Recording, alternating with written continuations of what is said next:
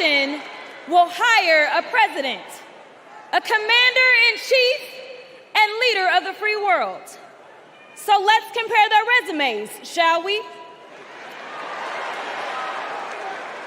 One candidate worked at McDonald's while she was in college at an HBCU. HU. The other was born with a silver spoon in his mouth and helped his daddy in the family business. Housing discrimination, that is. She became a career prosecutor while he became a career criminal.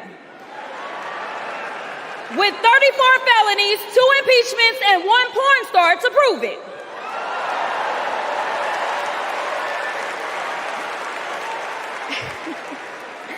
Her entire career as an elected district attorney, attorney general, and senator, she's always worked for one client, the people. Meanwhile, he's a 78-year-old, lifelong predator, fraudster, and cheat, known for inciting violent mobs. Listen, y'all. He's only looked out for one person, himself. As women are dying, he is bragging about overturning Roe. And y'all know I come from Texas. And right now in Texas, come on, Texas. But right now in Texas, they want to institute the death penalty. That is a problem. While Kamala Harris is fighting for our reproductive rights to be restored. She is also the leader we need on the global stage. She helped secure the release of Americans wrongfully detained in Russia. At the same time, he cozies up to his role model, Vladimir Putin, and MAGA holds legislation hostage here at home, critical resources to secure the border, military aid to Ukraine, and even the Farm Bill. She's lived the American dream while he's been America's nightmare.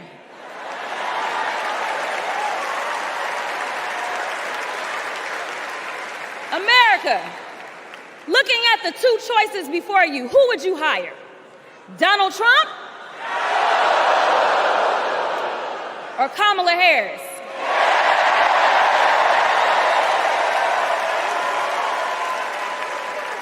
Kamala Harris has a resume. Donald Trump has a rap sheet.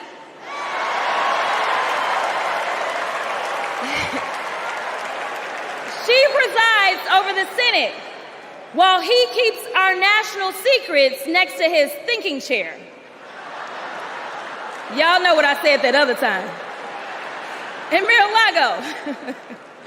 Well, Donald Trump wants to put our 1787 Constitution through his Project 2025 paper shredder and make every day January 6th, Kamala Harris is fighting to fulfill the promise of America. In the real world, this wouldn't even be close. But this election is.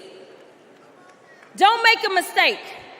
We are the underdogs in this fight, even though there is only one person qualified, only one person who's done the work and who has delivered the results.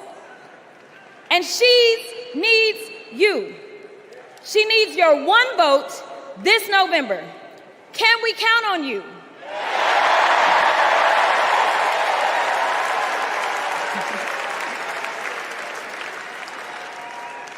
Some of you know a little bit of my history, some of you don't, so let me tell you. I was a public defender.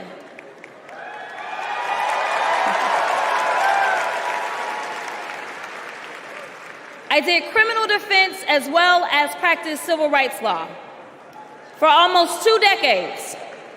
I know a good prosecutor when I see one. Kamala Harris is the kind of prosecutor we long for in the cases like those of Breonna Taylor. Yeah. She was the first Attorney General in the nation to order that her officers wear body cams, and she started the Back on Track program to reduce recidivism.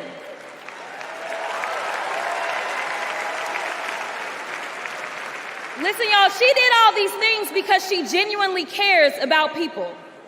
She sees each person as just that, a person, not a statistic.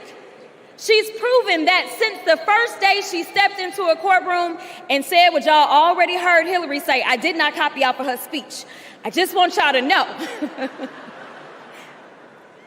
She walked into that courtroom and said, Kamala Harris for the people.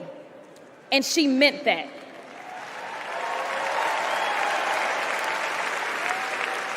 Many of you know her credentials.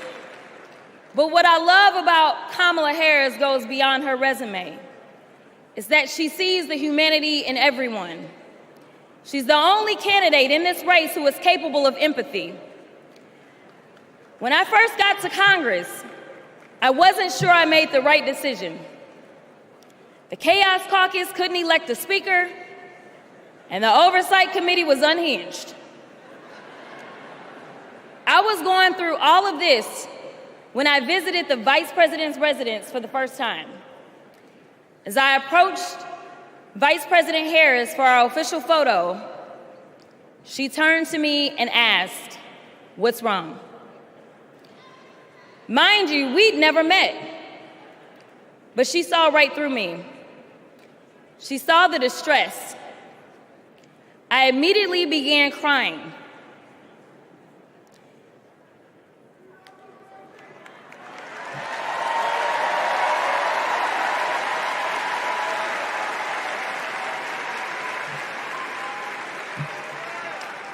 And the most powerful woman in the world wiped my tears and listened.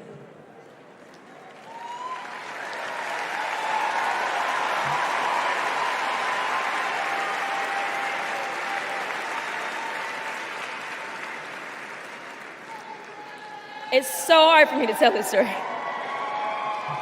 She then said, among other things, "You are exactly where God wants you. Your district chose you because they believe in you, and so do I."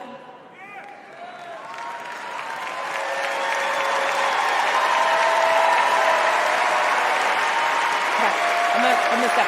Okay. The next month, I went viral for the first of many times to come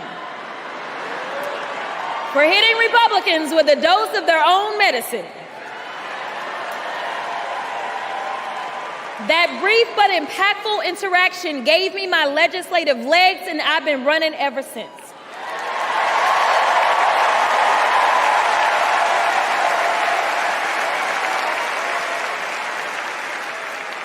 The question before us is, will a vindictive, vile villain violate voters' vision